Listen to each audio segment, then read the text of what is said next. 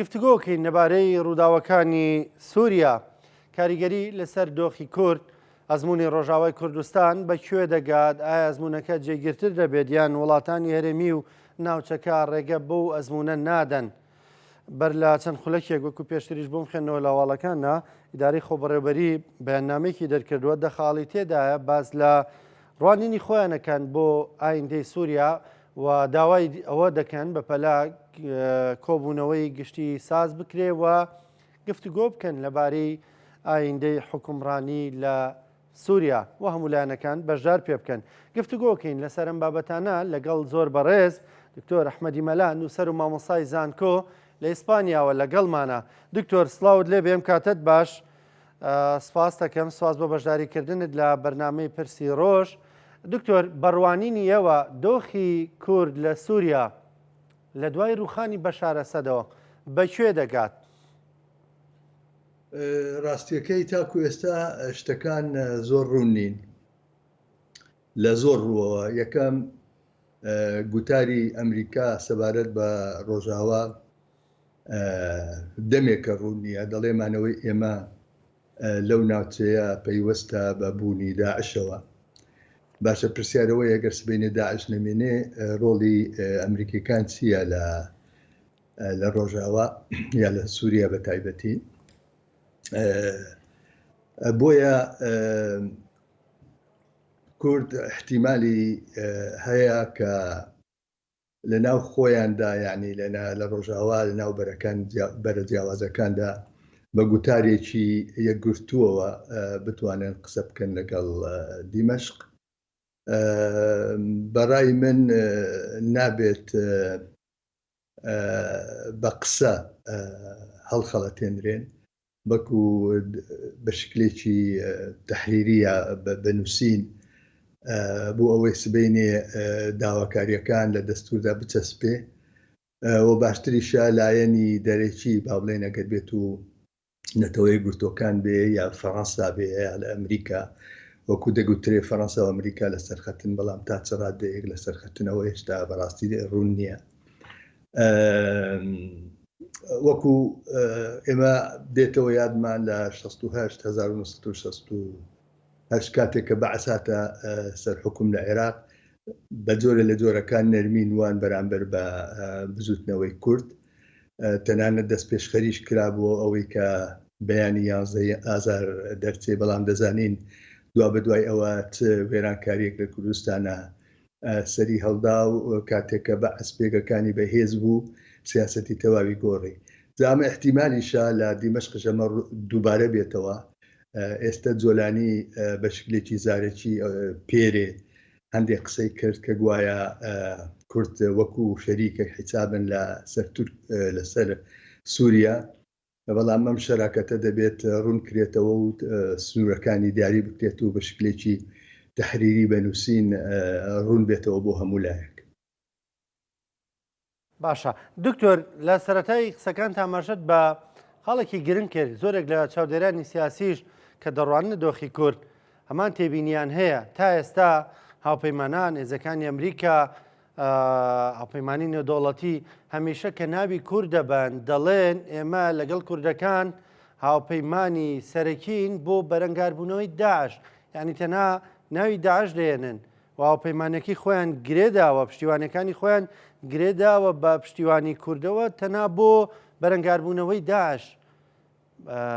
بەڵام دەبینین ئێستا مەترسیەکانی داعش هێندە زۆر نین لەسەر کورد، هێندەی مەترسی لایەنەکانی دیکە. پێت وایە ئەمە لە ئایندەدا دەبێتە گرفت و هەمیشە چەکێکە بەدەست هاوپەیمانانەوە دەکرێت پشتیوانی کورد نەکەن؟ زۆر ڕێی تێدەچێت. ڕاستیەکەی پەیوەندی ئەمریکا لەو ناوچەیە بەشێکشی پەیوەندیدارە بە تورکیاوە. خۆتەزانی ئەم کێشانە پەیوەندی بە بارسەنجی هێزەوە هەیە. بەداخەوە زۆر بەداخەوە دەبوو باشوور لە مێژە لەم 10 ساڵەی ئەخیر بە تایبەتی پەیوەندێکی پتەوتری هەبوایە لەگەڵ ڕۆژئاوا بۆ ئەوەی بە گوتارێکی تا ڕادەیەک وەکو پاڵ پشتی دۆزی کورد لە ڕۆژئاوا قسەی خۆی هەبوایە بۆ ئەوەی زیاتر دەنجی ئێمە قوڵتر و بەرینتر و تا بڵێن کۆکتر بێت بەرامبەر بە ئەمریکا. لایەکی تریشەوە دەبوو یا ئێستاش با بڵێن درێگ نییە، پێویستە کە بەڕاستی سیاسەتی ئەمریکا لە ناوچەی ئێمە ڕوون بێتەوە زیاتر، تەنها نەبێتە پاڵپشتێکی عسکەری بەس بەڵکو دەبێت لاپەڕەیەکی تری سیاسی لەگەڵ بێ بۆ ئەوەی ئایندەی کورد نەبەسترێتەوە بە بوونی داعش لەو منتیقەیە. چکە پەیوەندی کورد پەیوەندی کوردی ڕۆژئاوا لە سووریا تەنها مەسەلەیەکی عسکەری و کاتی نییە، بەڵکو دەبێت استراتیژیەکی درێژخایەن بێ. ئەمەش تا ئێستا بەڕاستی ڕوون نیە. ئەوە تورکیاش بە گەرمی لەسەر خەتا دەیەوێت هیچ دەستکەوتێک بەر کورد نەکەوێ، بشکلێکی ئەمنی و عسکەری ئەو مۆزوعە چارەسەر بکە. و ئێستا ئەمریکەکانیش لەبەرەوەی ئێستا لە وەزعێکی گواستنەوەی سیاسیە لە با بڵێن لە دیموکراتیەکانەوە بۆ جمهوریەکان، نازانێت لەم 15 ڕۆژەی ئەخیر وەکوەیە پردێک بێت لە بینی دوو قۆناغدا. هاتنی ترەمپیش دەبێت ئامادەکاریەکی زۆر بکرێت لەلایەن ڕۆژاوایەکانەوە، یان بەمەستمەوەیە کوردانی ڕۆژاوا بۆ ئەوەی ئەو پێگەی هەیەە بە چەسپاوی بمینێ. بەڵام لە هەموو حالەتێکا بەڕاستی سبەینێمان ڕوون نییە تا ئێستا. ئەویش دەوەستێتە سەر ئەوەی کە گوتارێکی یەکگرتوو هەبێ و یەکگرتووی هەبێت لە بینی بەرەکانی باڵێن لایەنەکانی کوردی ڕۆژاوە لە بینی ئەنە کەسە و باڵێن قەسەد. ئایا درەنگ نییە دەبوت بەڕاستی ئەم گوتارە پێشتر، ینی چەند ساڵی پێشتر ئیچی لەسەر بکرایە بۆ کورد دەبێت بەڕاستی پێشبینی هەموو شتێک بکات، یعنی دەبێت خۆی ئامادە بکە زۆر زۆر بەباشی لەوانی دی لەبەرەوەی پێگەی ئێمە ناسکە، لەبەرەوەی ئێمە لایەنگریەکی وامان نییە کە پشتی پێبەستین، ئێمە لەعنەتێکی جوغرافیمان لەسەرە، ئێمە زۆر جار مەسەرەن لە باشوور ئەوەندەی جۆڕایەڵی تورکیان جۆڕایەڵی گوتاری کوردینین بۆ ڕوبەڕووبوونەوەی هەموو پێشهاتێکی نەخوازرا. باشە دکتۆر، ئەوەی کە دەڵێ ئێمە ڕەنگە بەشێک بێ لەو هێزانی کە ئێستا لە ڕۆژاوان و بوونی ئەنە کەسە و هەندێک هێزی تر، ئایا ئەمە دۆخی کورد بەرەو خراپی نابە، بەرەو پەرتەوازایی نابە؟ پێدوانیە دۆخی ڕۆژاوا ئێستا کاتیەوە نییە کە پەرتەوازەییان نەبێ، بەڵکو دەبێ یەک هێز بە ناوی کوردەوە قسە بکە، چونکە هەندێک وڵاتانی ئیقلیمی دەیانەوێ هێزی دیکە دروست بکەن لە بەرامبەر هێزەکانی سووریای دیموکرات و ئەوان بە ناوی کوردەوە لەوێ قسە بکەن. بەتاکید دەبوو کورد پێشتر، ینی چەندین ساڵ پێشتر جۆرە بەرەیەکیان پێک بهێنایە لەسەر ئەو داواخوازانی کەوا کورد دەیەوێت پێشکەشی کات بەرامبەر بە دیمەشق، تەنانەت بۆ ئەمریکەکانش یان بۆ لایەنەکانی تریش. بەڵام تا ئێستا نەکراوە، دیارە زروفی خۆیان هەیە، ینی ئێمە دەبێت ینی ئەوەش بە تەقلید ڕێزمان هەبێت بۆ ئەو وەزعش کە ئێمە تا ڕادەیەکی زۆر ینی لە دەرەوەی وەزعەکەی خۆیان ڕەنگ بێت باشتر لە بارودۆخی خۆیان تێبگەن. بەڵام لە هەموو بارێکدا بە گوتارێکی یەکگرتووە ئەمەیەکێکە لە پرەنسیپە ئەساسیەکان بۆ ئەوەی بتوانن شتێکیان دەستگیر بێت، یعنی کە لە دەستورە چەسب بکرێت، مافی زمانە، مافی سنوورێکی دیاریکراوە، خۆ بەڕێوەبردنە، ئیترەمە لە فۆرمێکی فیدرالی بێ، لە فۆرمێکی حکومی ذاتی بێ، ئەوە دەوەستێتە سەر ئەو گفتوگۆیانی کە دەکرێت لە داهاتوودا. باشە دکتۆر، هاوکات کێسەمە قسە دەکەین لەسەر شاشەی کورسات نیوز، دیمەنی ڕاستەوخۆی نێو بازار و شەقامەکانی دیمەشق پیشان دەدەین وا دەردەکەوێت ڕەوژ ئاساییە، خەڵک ژیانی ئاسایی خۆیان دەکەن، لە دەرەوەن هاوڵاتیان دێن ئەچێن سەرقاڵی کاروباری خۆیانن. بەڵام بە بڕوای تۆ ڕەوشی سووریا بەگشتی لە ئیستقراریەتەوە نزیکەیان لە تێکچوون و ئاڵۆزیەوە؟ ڕاستیەکەی هێشتا ڕوون نییە، یعنی ئێمە دەبێت بە حەزەرەوە تەمەشای وەزعەکە بکەین، چونکە لایەن چەند بەشێک بەشدارن لەو هەیئەی تەحریرات، هەیئەی تەحریری شام.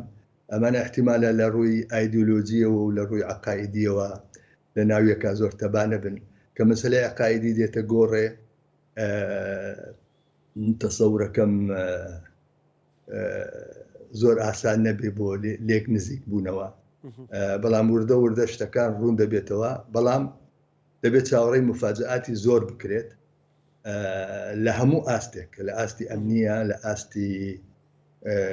عسکەریە لە ئاستی سیاسیە لە هەموو ڕۆکان چونکە ڕنگ بێ ڕەگەزی تر بێتە ناو دۆخەکە وەزعەکە بەنەوع لە نەوعەکان بەرەو لایەک وەرچەرخێنێ وە بۆشی هەیە لە ئێمە هیوادارین کە وەزعەکە بەرەو هێمنی بچێت بەڵام ئەو هێمنیە بەسەر کوردی ڕۆژئاوادا نەشتێتەوە ئەمە زۆر بیانی شتێکی زۆر سەرەکیە باشە دکتۆر ئەم هێزانە ناکرێت ینی وەزعەکە زەحمەتە پێشبینی دکتۆر ئەم هێزانە هێزی جیهادی بوون پێشتر و توندڕەو بوون و بەشێکیان لە ناوی قاعیدە و داشەوە هاتوونە دەرو جیابوونەتەوە بەڵام ئێستا وا دەردەکەوێ یا خودوا خۆیان پیشان دەدەن کە هێزێکی میاندڕەون و لەگەڵ پێکەوە ژیان و ئاشتین و لەگەڵ ژیانێکی مەدەنین بە تایبەت لە سووریا پێ دوایە ئەمە جۆرێک لە نمایشی سەرەتایە یاخۆت نا ئەم هێزانە بڕوایان گۆڕاوە بە تەواوی ئەزانی ئەگەر بێت و جۆلانی خۆشی وەکو کەس یعنی وەکو تاکە کەس هەندێک بیرروڕایی تووشی با بڵێن جۆرە ئەرێنیەکی تیابەدی بکرێ بەڵام چ لەو قاعیدەیە دەکەی کە لە هەزاران کەس پێک دێت یعنی یەکێک سەیرەکەی 15 ساڵە یا 10 ساڵ 15 ساڵە لەسەر فکرێکی عقائیدی ڕاهێنراوە و جۆش دراوە ڕۆ ناکەم لە 24 ساعتە تووشی گۆڕان بێت دوایەوە بنەمای ئەو جیهادیانە هەنێ بەشێکی قاعیدەن احتیمال لە بەشێکی داعش بن بەشێکی ئیخوانی بن ئەمانە بەرنامەیەکی سیاسیان هەیە و ئەم بەرنامە سیاسیە ئەگەر بێت و تەحجیمش بکرێت لە نێو سنووری سووریادا بەڵام بەبێ هیچ گومانێک دەبێتە هەڕەشە بۆ دەوروبەر بۆیە پێشبینیکردن لایەکەوە سەختە لایەکی تریشە و من بڕوا ناکەم ئەم هێزە ئیسلامیانە لە 24 سەعاتدا ببنە هێزی میانڕەو. باشە دکتۆر تۆ چی دەخوێنیتەوە لەوەی کە زۆر جارەمە دووپات دەکەنەوە دەڵێن چەک دەبێت لە دەستی دەوڵەت دابێ ڕاستە بەڵام ئەو شکلی ئەو دەوڵەتە چییە یعنی ئەوە دەبێت دەستور دیاری بکات ئەگەر بێت و ئێمە تەجروبەی کوردستان و تەجروبەی عێراق ینی کوردستانی عێراق و لەگەڵ عێراقا دەبێت هەمیشە لە پێش چاومان بێت زۆر هەوڵیاندا کە چەک بەدەست دەوڵەتەوە بێت و یعنی هێزی پێشمەرگە با بڵێن چەکی بەدەست نەبێت ئەمە ئێمە دەزانین تا ئاستێک ینی زەرمەند دەبووین یا زەرمەندین لەو هێنە ئێمە دیسانەوە بۆ سووریاش ڕاستە ئەگەر بێت و چەک هەموو تەسلیمی دەوڵەت بکرێت ئەگەر بێت و لەسەر دەستورێک بێت کە مەسلەی مواتنە و هاوڵاتی بوون ببێتە بنەما زۆر چاکە ئەگەر بێت و کورد مافە مەدەنیەکانی و مافە نەتەوایەتیەکانی لەو دەستورەدا چەسپا بێت و جێبەجێ بکرێت ئەو کاتە با بڵێن چەک لە دەستی دەوڵەت بێ ئەو کاتە بڕوا ناکەم بێتە کێشە لە محالەتێکە من تەسەورەکەم کوردانی ڕۆژاوە خۆیان زۆر ورتر و پێشبینی وەزعەکە دەکەن زیاتر ئێمە لە دەرەوەی. باشە دکتۆر هەندێک دەڵێن ئەوەی لە سووریا ڕوویدا جۆرێکە لە دووبارەکردنەوەی ئەزمموی تالیبان لەلایەن ئەمریکاوە یعنی وڵاتەکەی تەسلیمی خۆماندەزانین با بڵێن تالیبان کردەوە ئەفغانستانی ئەو ئەزمموی کە لە ئەفغانستان ڕوویدا دەسەڵاتی تەسلیمی تالیبان کردەوە ینی ئەوەی لە سووریا وا دەبین ئەوەی کە دەبیندێت ئێستا لە ئەزمموی ئەفغانستانەوە نزیکە یان نامە شتێکی ترە بڕۆ ناکەم ینی جۆرە لێکچوولێکە بێت لە بینی وەزعی تالیبان و وەزعی سووریا لە ڕووی کۆمەڵایەتیەوە لە ڕووی ڕۆشنبیریەوە لە ڕووی سیاسیەوە لە ڕووی پێگەی جوغرافیەوە لە ڕووی نزیکی لە ئەوروپا ئەمانە هەمووی وا دەکات کە سووریا جیاواز بێت من تەسەوریش ناکەم یعنی ئەمە ئەمریکای بەشکلێکی ڕاستە و خۆ بەشدار بووە لەمە زۆر پێی دەچێت ئەمە لەژێر دەستی تووشیا بێ زیاتر بەڵام بەتاکیت ئەمریکەکان دێنە سەر خەت وێستەش وابزانم لە پەیوەندیدان لە ڕێگەی هەر لە ڕێگەی تورکیا وابزان دەیانەوێت لەگەڵ هەیئەی تەحریری شامە بچنە گفتوگۆ ئەمە بۆی وەزعەکە لەژێر دەست دەرنەچێت بەڵام لە هەموو بارێکدا تورکیا دەورێکی زۆر خراپ دەبینێت لەم دۆخەدا بە تایبەتی هەموو گفتوگۆکانیان هەموو تەسریحەکانیان لەسەر ئەوە بەندەکە بە هیچ شێوەیەک نێڵن قەسەد بەشدار بێت کە دەڵێن قەسەد بەبەستیان تەواوی کووردە لە ڕۆژاوە. باشە بە بڕوای تۆ باشووری کوردستان و پارچەکانی دیکەی کوردستان چۆن دەتوانن هاوکار بن بۆ کوردانی ڕۆژاوە؟ ڕاستیەکەی بە تایبەتی کوردستانی باشوور چونکە ئێمە قوارەیەکی تایبەتمان هەیە هاوسنووری لەگەڵ ڕۆژئاوا دەبوو زووتریش ینی ئەو ینی ببینە بەشێکی چالاک لەو بارودۆخە ببینە پاڵپشتیان چونکە هاو زمانمانن هاونەتەوەمانن تێدەگەی هاوسێمانن لە هەموو ڕوویەکەوە دەتوانین ببینە پاڵپشت بەڵام ئێمە دەزانین حکوومەتی باشوور ڕنگ بێ مراعاتی تورکیا زیاتر بکە لەوەیکەوە مراعاتی هاوزمانەکانی خۆی بکە بەڵام ئەگەر بێت و کۆمەلگای مەدەنی ینی مەبەستم ئەوەیە کە ئەو خەڵکانی کە لە دەرەوەی حکوومەتەن دەکرێت یعنی یارمەتی کۆکردنەوەی یارمەتی یا مەسەلەن ڕێپێوان یا تێدەگەی یعنی بە شکلێکی مۆرالی یا بە شکلێکی معنەوی بتوانن پاڵپشتی خۆیان بۆ ڕۆژئاوا دەربڕن ئەمە شتێکی چاکە. لەم ڕۆژانەی ئەخیر یەکێک لە پەرلەمانتارەکانی دەم لە پەرلەمانی تورکیا زۆر زیرەکانە و زۆر ئازایانە باسی پاڵپشتی خۆی بۆ ڕۆژئاوا کرد. من دەڵێم بۆچی لە پەرلەمانی ئێمە یەکێک نییە بتوانێت بەو سەراحەتە و بەو ئازاییە بتوانێت تعبیر لە خۆی بکات لە پاڵپشتیکردنی کوردانی ڕۆژئاوا. باشە دکتۆر بە بڕوایەوە کوردانی ڕۆژاوا دەتوانن مافەکانیان لە چوارچێوەی دەوڵەتی سووریادا بەدەست بێنن یان ئەوانیش بیر لە سربەخۆیی بکەنەوە؟ خۆی ئەمە دەوەستێتە سەر ئەوەی ئەگەر بێت و کورد بە تەنیا جێ بهێڵدرێ لە سووریا کەمترین مافی بەرەکەوێت چکۆ کورد بە تەنیا ئەگەر بێت و لەناو خۆشیان هەیە گورتوو بن ناتوانن بەرەو ڕووی دنیا ببنەوە با بڵێ بەڵام ئەگەر بێت و هاوپەیمانان چ فەڕەنسیەکان چ ئەمریکیەکان ئەگەر بێت و بەجددی لە لاپەڕا لە بەشە سیاسەکەی لەگەڵ کوردی ڕۆژئاوا بن دەتوانن بە هەمە ئاهەنگی بتوانن دەست بە شتێکی بەجەوهەری ینی بۆ کورد تێدا بەدی بکرێت.